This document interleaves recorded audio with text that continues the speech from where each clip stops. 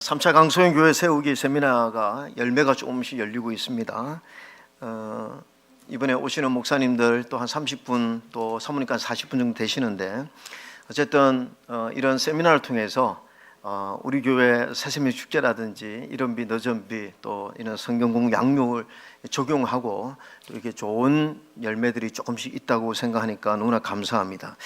이번에 3차 강소형 교회 세우기 세미나 주 강사로서 제가 준비하면서 잠깐 그런 생각을 했습니다. 강소형 교회 세우기 세미나를 주관하는 교회는 적어도 건강한 강중형 교회는 되어야 되지 않느냐. 우리 교회가 하나님이 기뻐하시는 교회인가? 저는 우리 교회가 건강한 교회라고 믿습니다. 우리가 서로 사랑하고 섬기고 아름다운 그런 교회라고 믿지만, 우리 스스로의 평가가 중요하지만 사실은 더 중요한 것은 하나님의 평가입니다. 하나님이 우리 교회를 보실 때 어떠한가, 늘 이렇게 한번 겸손한 마음으로 체크할 필요가 있는 거죠. 그래서 이제 출애굽기 강의 잠깐 좀 스탑하고 건강한 교회의 기준이 되는 소아시아 7교회 중에 오늘 에베소 교회, 건강한 교회 기준은 바로 이 요한계시록에 나타난 소아시아 7교회입니다. 근데 오늘 이 소아시아에 보낸 편지, 사도 요한이 반모라는 섬에 갇혔죠. 유배를 당했습니다. 이 반모섬은 이런 곳인데요. 이제 지금은 뭐 이렇게 건물이 많이 들었었지만 그 당시는요, 완전히 거칠고 황량한 바위 투성이의 섬이고 로마 정치범들을 투옥하는 그런 감옥 역할을 한 섬이었는데, 여기에 바위굴이 많았습니다.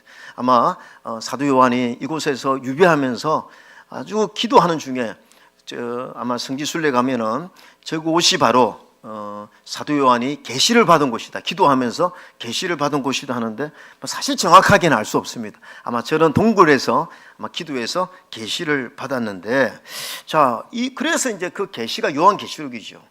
요한계시록 1장 1절에 예수 그리스도의 계시라, 하나님이 그에게 주사 반드시 속히 일어날 일들을 그 종들에게 보이시려고 그의 천사를 그 종 요한, 사도 요한에게 보내어 알게 하신 것입니다.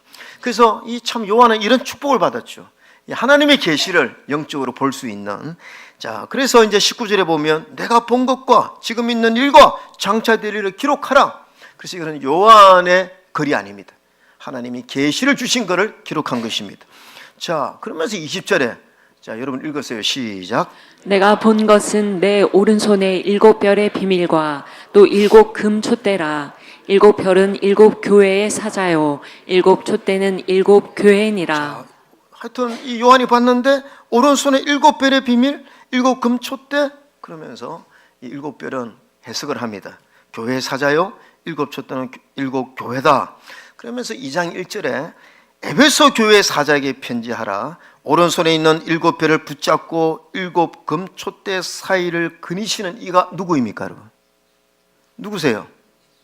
예수 그리스도인 줄로 믿습니다. 예수님이 7별을 붙들고 있다. 7 사자, 그 다음에 7 교회, 그 교회를 사이를 다니신다는 것입니다. 저는 이것을 보면서 참 은혜가 됩니다.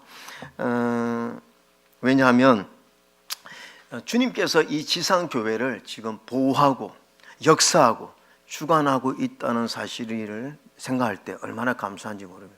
부활하신 주님 지금 어디 계십니까? 여러분, 지역교회 모든 주님의 지상교회를 다 돌보고 있는 줄로 믿습니다. 그런 주님께서 이렇게 에베소 교회에게 이런 편지를 전하라고 합니다. 이 반모섬에서요, 에베소 교회의 직선 거리로 약 한 100km 정도 된다고 합니다. 에베소 교회는 사도 바울의 제3차 선교 여행 중에서 에베소에서 2년 반을 정말 열심히 전도하고 개척한 교회입니다. 그리고 복음의 열매가 많았습니다. 대중 앞에서 강연했고 사람들 집에 방문해요 복음을 주는데 의외로 수많은 사람들이 예수 그리스도를 믿었고, 이렇게 교회가 성장함에 따라 우상을 버리는 사람들이 많다 보니까 그 당시 아데미 신전의 은신상, 이 우상이 잘 팔렸는데 이걸 사는 사람이 자꾸 줄어드니까 이 은신상 매출이 하락하자 폭동이 일어났다는 얘기가 바로 사도행전 19장에 나타나 있습니다.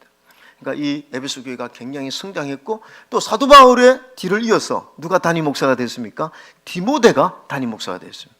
그러니까 뭐 이런 영적 지도자 앞에서 훈련을 잘 받았겠죠. 그래서 칭찬했습니다.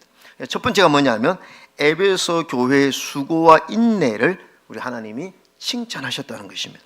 자, 그 칭찬 한번 볼까요? 2절 한번 읽으세요. 시작. 내가 내 행위와 수고와 내 인내를 알고 또 악한 자들을 용납하지 아니한 것과 자칭 사도라 하되 아닌 자들을 시험하여 그의 거짓된 것을 내가 드러낸 것과. 네, 오늘 이 본문에 보니까요, 수고라는 말 속에 많은 것을 포함합니다. 아마 굉장히 수고를 많이 한 교회예요.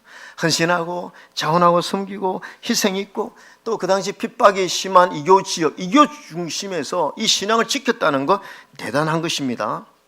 그 다음에 또 오늘 사도 바울과 디모데를 통해서 훈련을 잘 받았어요. 영적 분별력이 있었습니다. 그러니까 거짓 선지자들에게 넘어가지 않았다는 것이죠.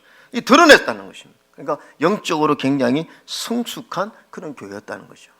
저는 오늘 이 에베소 교회 칭찬을 보면서 우리 하나엘 교회도 생각해 보니까 우리 하나엘 교회도 하나님이 칭찬하는 교회라고 믿습니다. 예, 얼마나 우리 성도님들 수고하고 애쓰고 또 지방이나 이런 행사하면 다 기쁨으로 참 자원에 섬겨서 많은 목사님들이 야, 하늘교회 성도 부럽다 이런 소리 들으면 저도 참 기쁘고 감사하죠.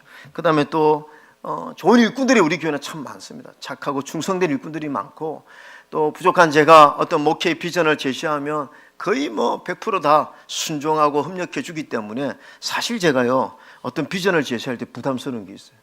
왜냐하면 다 협력해 주기 때문에 이거 하나님이 뜻인가? 그렇게 신중할 정도로 우리 성도님들은 잘 목회를 협력해 주셔서 얼마나 감사한지 모릅니다. 그런데 이제 우리가 이렇게 수고하다가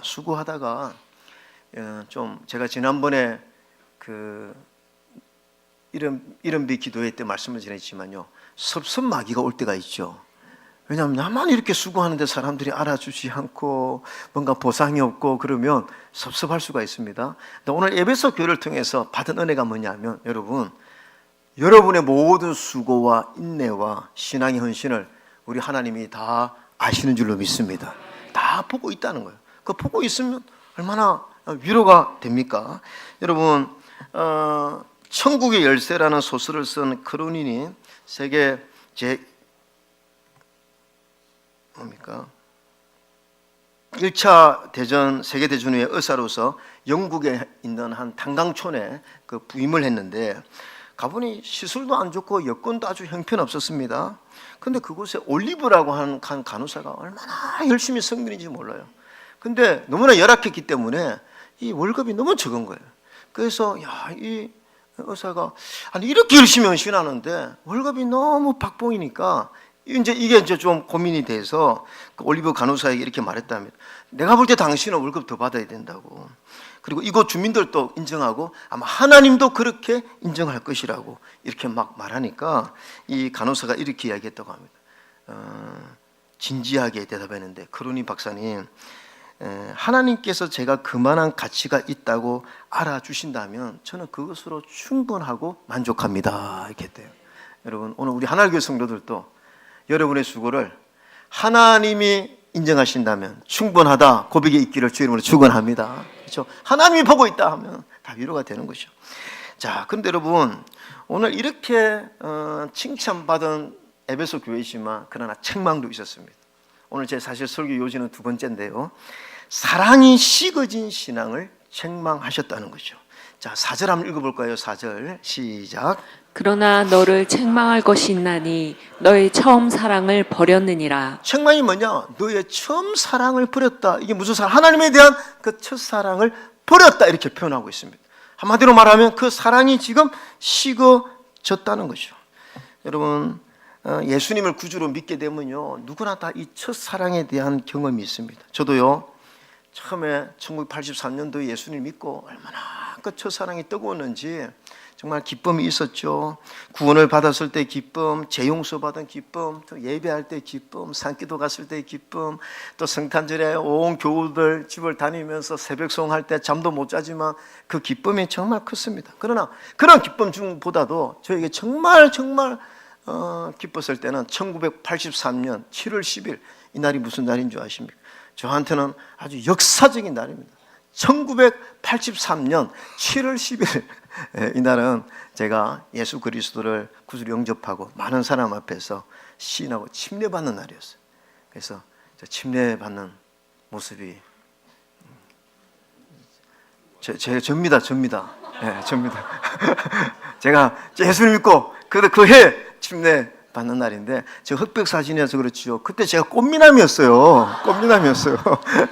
그래서 내가 침례 받을 때 정말 성령이 비둘기처럼 내려오는 것 같은 그런 너무나 기쁨과 은혜가 가득했죠. 여러분 저뿐이겠습니까? 오늘 우리 교회 성도님들은요 다 첫사랑이 있을 것입니다. 처음 예수 믿었을 때의 그 첫사랑 헌신하고 기뻐하고 너무나 막 그냥 감격스러운 그런 기쁨들이 있었다는 거죠. 근데 왜 오늘 처음 사랑을 버렸다는 말씀을 했을까요?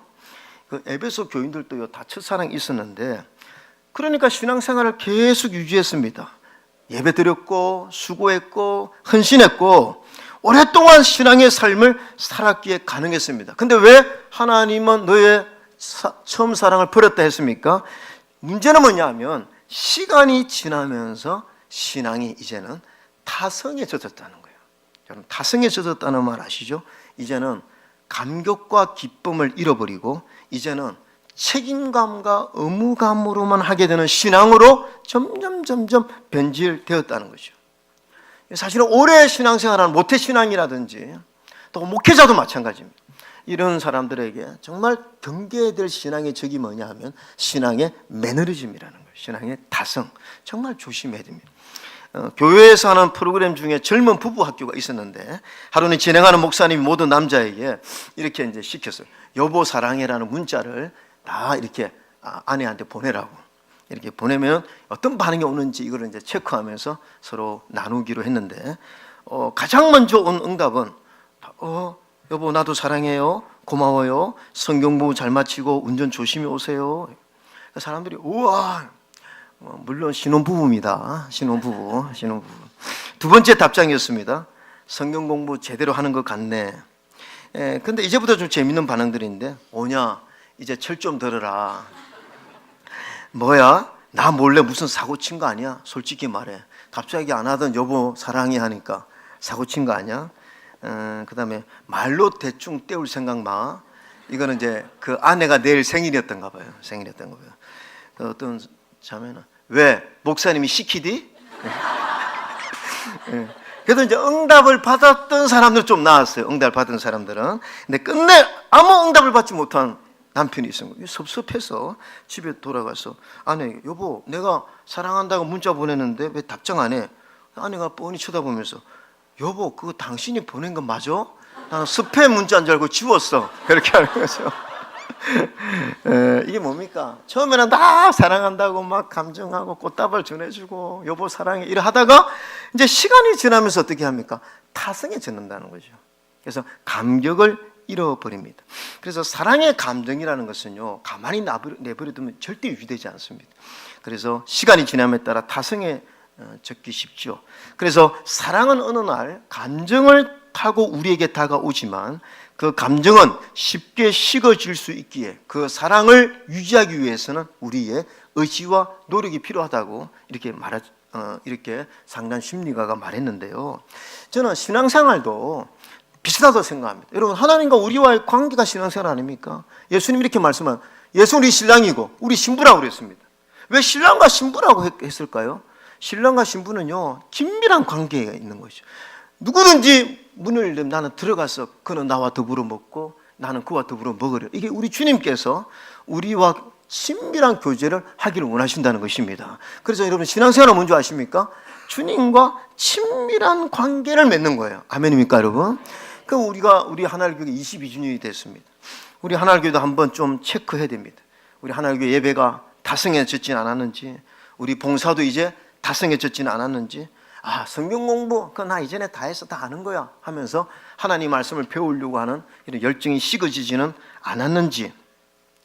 근데 이런 내 신앙이 지금 다성에 젖었는지 안 젖었는지를 가장 잘 체크할 수 있는 방법이 하나 있습니다. 그게 뭐냐면요 기쁨입니다. 기쁨을 잃어버렸다 이러면요 이게 신앙생활에 지금 뭔가 문제가 있는 거죠. 신앙생활은 반드시 기쁨이 있어요. 예수님을 사랑하면요 하나님 우리에게 주신 선물이 뭐냐면 세상에서 얻을 수 없는 그 신령한 영적 기쁨이 우리 안에 충만한 줄로 믿습니다. 그래서 이게 막 여러분 지금 예배가 기쁨입니까? 여러분 신앙이 아주 진짜 활기찬 것입니다. 그래서 오늘 이 사랑을 회복하기 위해서 이 주님은 에베소 교인들을 향해서 세 가지를 말씀하고 있는데, 회복하기 위해서 5절 한번 읽어볼까요? 5절 시작. 그러므로 어디서 떨어졌는지를 생각하고 회개하여 처음 행위를 가지라. 만일 그리하지 아니하고 회개하지 아니하면 내가 내게 가서 내 촛대를 그 자리에서 옮기리라. 그래서 타성해졌고 하나님의 사랑이 식어진 성도들 향해서 주님은 빨리 첫 번째 해야 될 것이 뭐냐면 어디에서 이렇게 됐는지를 생각하라는 것입니다. 어디에서, 여러분, 어디에서 내 믿음이 바닥을 치게 됐는지를 빨리 알아야 바닥을 딛고 일었을 거 아닙니까? 우리가 이제 부르는 찬송 중에서 내가 원하는 한 가지 주님의 기쁨이 되는, 처음에 우리가 예수 믿으면 주님 너무 사랑하니까 내가 먹든지 마시든지 주님 영광을 위해 살고 싶고, 또 주님의 기쁨이 되는 것이 내 삶의 목적입니다, 이렇게 고백하다가 이게 바뀌어버려요. 이제 바쁘게 살다 보면 내가 원하는 것이 주님의 기쁨이 아니에요. 다른 기쁨이 있는 것입니다. 그래서 어느 순간 이 삶의 목적과 비전과 기쁨이 우선순위가 바뀌어버릴 때, 그때는 사랑이 급격히 식어지기 시작합니다. 그래서 요한일서 2장 15절에 이 세상이나 세상인들을 사랑하지 말라. 누구든지 세상을 사랑하면 아버지의 사랑이 그 안에 있지 아니한다. 그러니까 여러분, 우리가 세상을 사랑하면 아버지가 우리를 사랑하지 않는다는 말이 아니에요. 내가 하나님을 사랑하는 걸 잃어버린다는 이야기입니다. 하나님의 사랑이 내 안에 있지 않기 때문에 기쁨이 없는 것입니다. 그리고 신앙은 이제 의무감과 책임감으로만 전락하고 마는 것이죠. 세상에 있는 모든 건 육신의 정욕, 안목의 전욕, 이생의 자랑이라는 것입니다.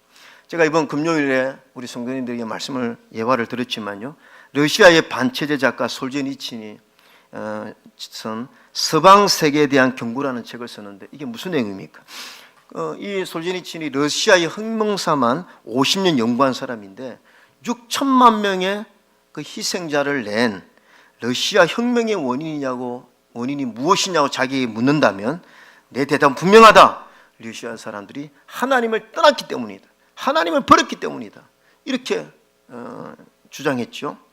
그런데 이제 그 조국을 실망해서 미국으로 갔습니다. 망명했습니다. 근데 미국에 와서 보니까 러시아가 과거에 갔던 길을 미국이 지금 열심히 따라가고 있다, 이렇게 하겠습니다. 하나님을 잘 믿는 나라라고 해서 미국에 왔더니 이제 미국은 잘 산다요. 잘 사는데 문제는 뭐냐? 하나님을 다 떠나고 있다는 것입니다. 하나님 다 떠나고. 그래서 제가 이번 주 금요일에 그렇게 얘기했죠. 우리는요, 예수 믿는 사람들은 복 받고 잘 사는 것이 중요한 것이 아니라 잘 믿는 것이 중요한 줄로 믿습니다. 우리가 예수님을 잘 믿어줘. 너무 세상에 복을 받아서 그 복에 취해서 하나님을 버려버리면 이거는 아무것도 아닌 거죠. 그래서 오늘 그 사랑이 식게 된 원인을 파악하라는 거죠. 두 번째, 그 파악에서 빨리 회개하라는 것입니다. 내가 어디에서 너 사랑이 변질되는지를 알았다면 빨리 회개하라고 이렇게 말씀하고 있죠. 회복을 노력하라는 것입니다. 영혼을 사랑한 의사라는 책에 나오는 한 의사의 이야기인데요, 개인병원을 연 아주 젊은 의사가 있었는데 처음에 예수님 믿고 소명 가운데 정말 이제 예수님이 많은 환자를 고쳤으니까 나도 예수님의 사랑으로 많은 환자를 고쳐야지, 이런 마음으로 병원을 시작했는데 병원이 너무 잘 되는 거예요. 그래서 막 병원이 너무 잘 되니까 너무 막 수입이 많아지는 거죠. 그러면서 그 의사의 기쁨이 늦은 밤 문을 닫고 모든 직원을 퇴근시킨 후에 금고 앞에서 그날 번 돈을 세는 기쁨이 중요한 거예요. 야, 오늘도 이렇게 돈이 많이 벌었는데, 와, 막 금고에 그 금고를 바라볼 때 너무 기쁘고 책상에 막 돈이 이렇게 쌓여져 있는 것을 보고, 그래서 환자가 돈으로 보기 시작하는 거예요. 모든 기쁨이 돈이다. 그런데 어느 순간 성령의 책망을 받은 거죠. 너 내 앞에 설 때 무엇으로 너가 보고 하겠느냐? 너의 기쁨이 뭐냐? 그래서 그 열심히 버는 재미있는 돈을 버는 기쁨을 가지고 나 앞에 나오겠느냐, 이런 성령의 책망을 받고, 야, 그래서 갑자기 회개하는 마음이 생기고, 그래서 그 돈 앞에 얼굴을 묻고 회개하면서 하나님 회개합니다. 내가 하나님 또 환자를 사랑하는 마음 이런 거 다 잃어버리고 오직 돈만을 좋아하는 사람으로 전락한 거 회개하고 이제 다시 정신을 차리고 이렇게 하면서 어떻게 했느냐면, 그 다음부터는 환자들이 오면 예수님이 대하듯이 사랑해주고 정성을 다해 치료해주고, 또 밤이 되면 이 환자들 한 사람 한 사람 명단 적어놓고 그 영혼 구원을 위해서 기도하는데, 여러분 그렇게 기도하는 어느 날 돈을 셀 때 얻는 기쁨보다도 10배, 100배 더한 기쁨이 그 안에 충만하더라는 거죠. 이게 뭐냐? 돈을 셀 때, 이것도 굉장한 기쁨이죠. 돈을 셀 때도.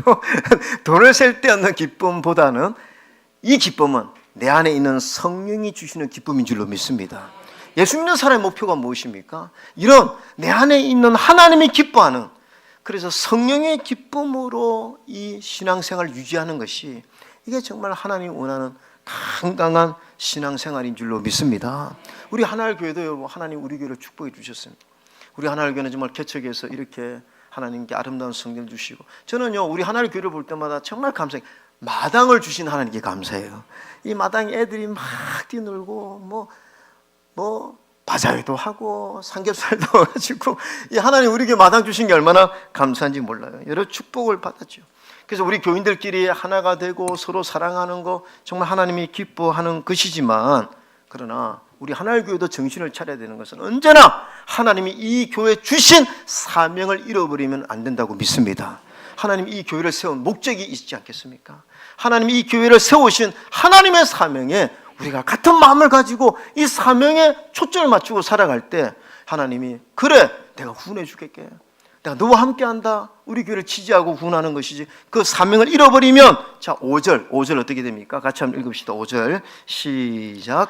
그러므로 어디서 떨어졌는지를 생각하고 회개하여 처음 행위를 가지라.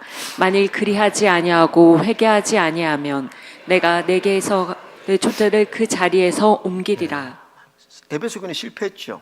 그래서 이 말씀을 잘 받지 못해서 에베소 교회는 무너졌습니다.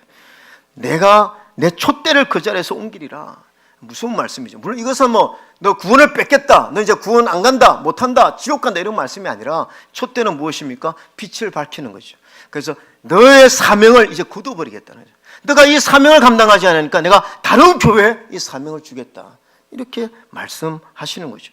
오늘 우리가요, 특히 모태신앙이라든지 또 직분을 받았다 할지라도 주님에 대한 첫사랑을 잃어버리고 회복하지 못하면, 여러분 하나님이 이제 우리를 사용할 수 없다는 것이죠. 나 이제 너 사용할 수 없어. 이게 얼마나 불행입니까? 하나님 우리를 기대하고 우리로 하여금 사명자로 살게 하고 우리와 함께 엄청난 일을 이루기를 원하시는데 내가 그걸 할 수 없는 거예요. 그럼 하나님이 이 일을 다른 사람에게 맡긴다 했을 때 이게 얼마나 안타까운 일이겠냐는 것이죠.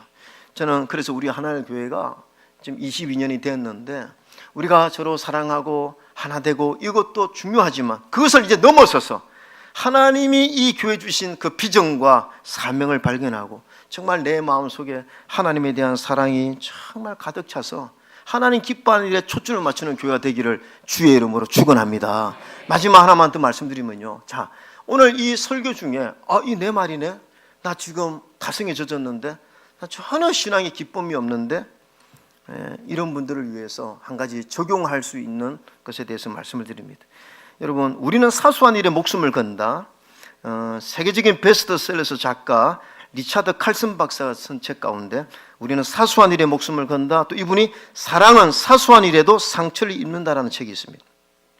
이분이 하는 얘기가 뭐냐면, 이 사랑이 타성에 젖을 수밖에 없는데, 사랑이 회복되기 위해서는 큰일이 아니라 사소한 일에 노력해야 된다는 것이죠.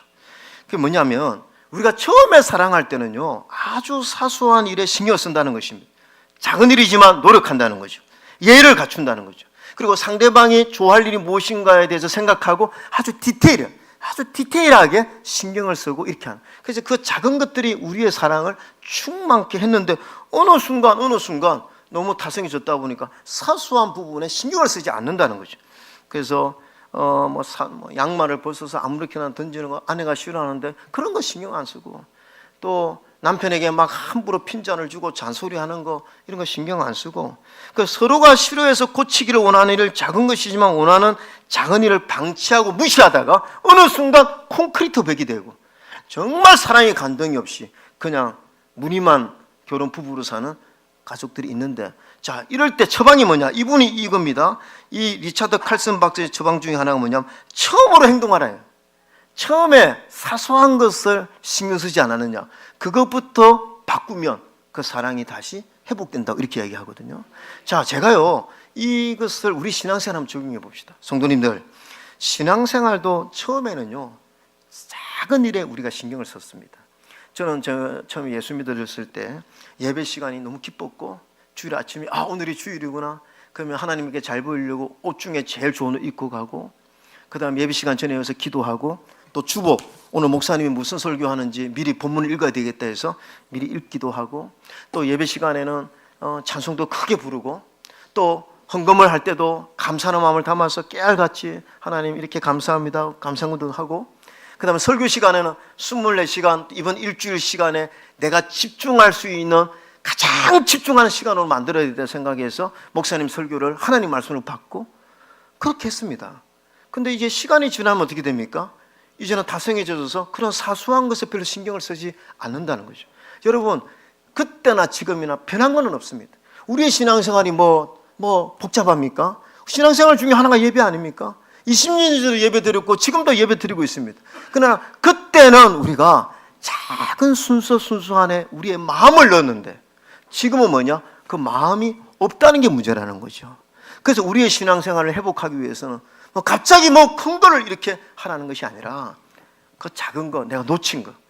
그래, 내가 옛날에는 찬송을 부를 때도 정말 기쁨으로 부르면, 그러면 그거 하시기 바랍니다. 옛날에 내가 예배 시간에 일찍 와서 앞자리에 앉아서 먼저 오늘 예배 은혜 달라 기도했는데, 그거 하면 다시, 또 사소한 거지만 다시 한번 해봐야 되겠다. 그래서 그 사소한 것들을 하나하나 하다 보면 어느 순간 식어졌던 그 신앙의 기쁨과 활력이 다시 회복되고 부흥될 줄로 믿습니다. 오늘 여러분의 이런 은혜가 있기를 주님의 이름으로 축원합니다. 아멘.